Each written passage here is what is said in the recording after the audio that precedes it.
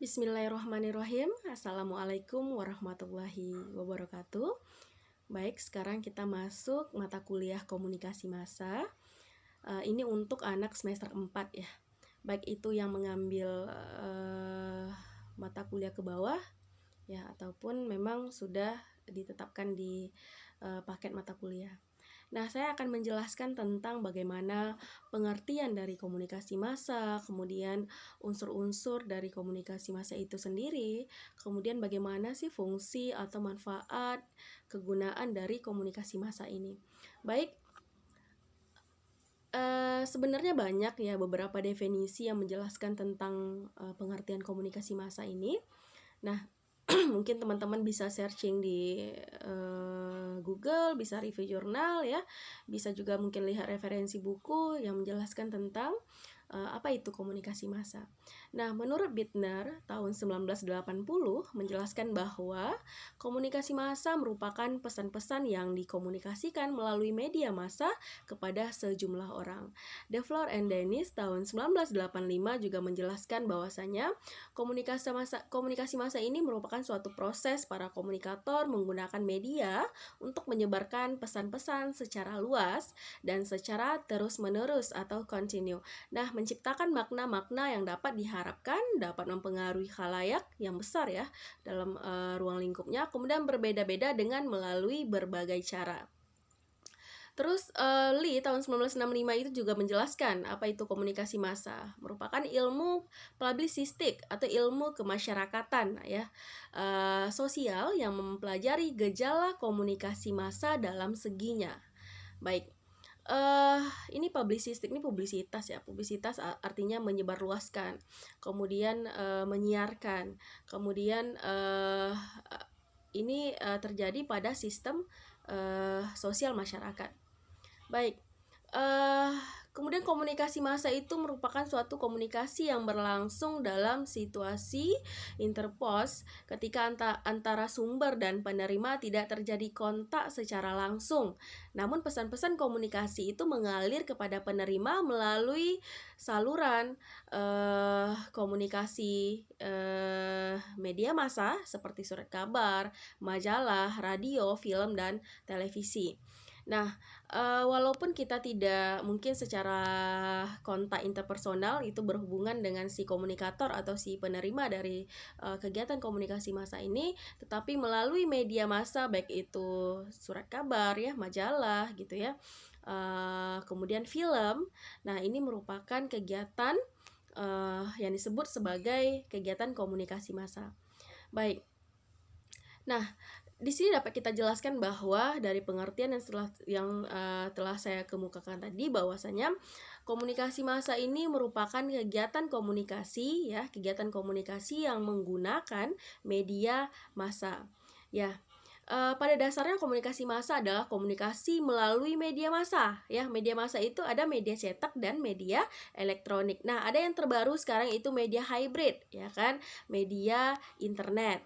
Nah, media massa itu sendiri adalah alat-alat dalam komunikasi yang dapat menyebarkan pesan ya secara serempak dan cepat kepada para audiens atau si pendengar dalam jumlah yang banyak, yang luas dan heterogen. Nah, kelebihan media massa ini dibandingkan dengan jenis komunikasi lain adalah media massa ini dapat menyebar luaskan ya. Artinya ruang lingkupnya itu sangat besar. Misalnya kita sekarang di Indonesia, tapi dengan adanya komunikasi massa mungkin di Afrika ya, mungkin di negara-negara lain. Nah, ini sampai pesan itu gitu loh melalui saluran media massa. Nah, hampir pesan itu ya pada waktu yang tak terbatas dan dapat mengatasi ruang dan waktu. Jadi komunikasi massa ini merupakan studi ilmiah yang tentang pengkajian media massa beserta pesan-pesan yang dihasilkan pembaca, pendengar, penonton yang akan mudah untuk diraih dan bagaimana efek terhadap mereka yang menerima si pesan atau informasi tersebut. Baik. Nah, kita pasti tahu ya secara umum apa itu unsur dari komunikasi yang sesungguhnya. Nah, apakah sama antara unsur komunikasi dengan unsur komunikasi massa? ya. Mungkin teman-teman pasti tahu dong, udah semester 4 gitu ya. Apa itu unsur-unsur dari komunikasi ya? Ada komunikator, kemudian ada pesan ya, ada si penerima yang kita sebut sebagai komunikan, kemudian ada saluran ya. Kemudian ada feedback. Nah, eh dalam teorinya ya, teori Laswell itu jelas ya, siapa yang mengatakan apa, kemudian pesan yang disampaikan, kemudian salurannya, penerima pesan sampai ke feedback atau efek ya. Say watch in which channel, to whom, to with what effect. Nah, komunikator dalam komunikasi massa ini dapat berupa jaringan ya, stasiun lokal, direktur, dan staf teknis yang berkaitan dengan sebuah acara televisi, juga meliputi produsen suatu produk atau perusahaan. Jadi komunikator dalam komunikasi massa ini merupakan gabungan dari berbagai individu dalam sebuah lembaga media massa. Nah, unsur pesan ya, pesan dalam komunikasi massa ini merupakan kegiatan atau berita ya, informasi, analisis, dan interpretasi pendidikan ya, baik isinya pendidikan, sosialisasi ya, hubungan masyarakat ya, dalam kegiatan mempengaruhi ya, bisa juga dalam bentuk iklan ya, bentuk penjualan lain, dan bersifat hiburan. Kemudian ini masih berbicara tentang unsur komunikasi massa ya, teman-teman. Di sini ada media atau saluran komunikasi ya, meliputi radio, televisi ya, surat kabar, tabloid, internet, poster, spanduk, dan masih banyak yang lainnya yang menggunakan. Kalau dia berbicara tentang media massa, mungkin baik itu yang saya sampaikan tadi ya, itu disebut sebagai saluran ya, saluran media massanya gitu. Nah, audiens si penerima si penerima pesan atau informasi tersebut. Nah, audiens ini merupakan ya, dalam komunikasi massa itu sangat beragam ya, dari jutaan penonton TV ya, ribuan pembaca buku, majalah, koran, atau jurnal gitu. Jadi teman-teman itu bisa membedakan ya, bahwasanya media massa itu terdiri dari media cetak dan media elektronik. Nah, yang ketiga ada media baru, kita sebut sebagai media hybrid atau media internet. Oke. Nah, ini unsur terakhir dari komunikasi massa ya, ada efek atau umpan balik atau feedback. Nah, ada dua umpan balik dalam komunikasi massa, yakni umpan balik langsung dan umpan balik tidak langsung. Nah, mungkin kegiatan komunikasi massa itu langsung dapat diserap dan mungkin bisa mempengaruhi tingkah laku seseorang atau informasi yang mungkin tadi belum diketahui, sekarang oh ternyata begitu, oh ternyata begini. Kemudian ada oh ini ya sebenarnya. Nah, ini setelah dia menonton misalnya, atau setelah dia membaca, dia merasa. Jadi ada kegiatan mempengaruhi di sana ya, kecuali dia bersifat hiburan. Jadi kalau hiburan ya semata-mata memang untuk menyenangkan ya kan. Nah, kalau misalnya tidak langsung ya, tentu mungkin si personal tadi tidak hanya mengetahui semata, tetapi tidak merubah tingkah laku ya, merubah tingkah laku seseorang ketika dia sudah mendapatkan informasi itu dari media massa gitu misalnya.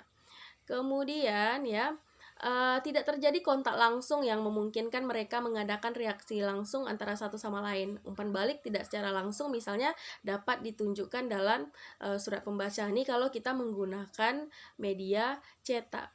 Oke, fungsi dari komunikasi massa teman-teman, menurut Wilbur Schramm jelaskan bahwa komunikasi massa ini berfungsi sebagai decoder, interpreter, dan encoder. Dan Laswell itu menjelaskan bahwa komunikasi massa berfungsi sebagai pengamatan lingkungan, menghubungkan bagian-bagian dari masyarakat, penerusan atau pewarisan sosial dari satu generasi ke generasi lainnya. Nah, teman-teman bisa lihat di slide ya, beberapa fungsi dari komunikasi massa. Dan tujuannya juga untuk mengumpulkan, menyebarkan informasi ya mengenai kejadian-kejadian dalam lingkungan kita.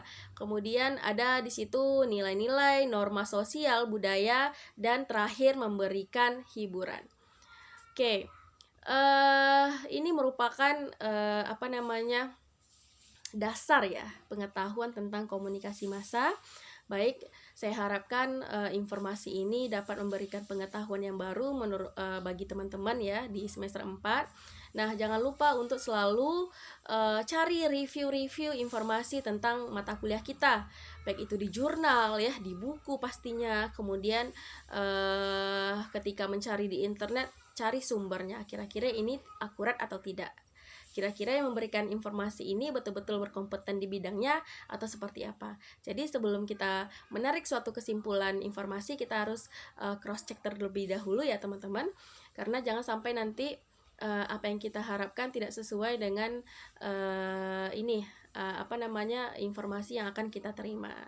Oke, mungkin itu saja ya penjelasan dari saya.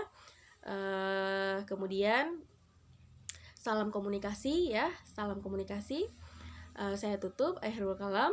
Wabillahi taufiq wal hidayah. Wassalamualaikum warahmatullahi wabarakatuh.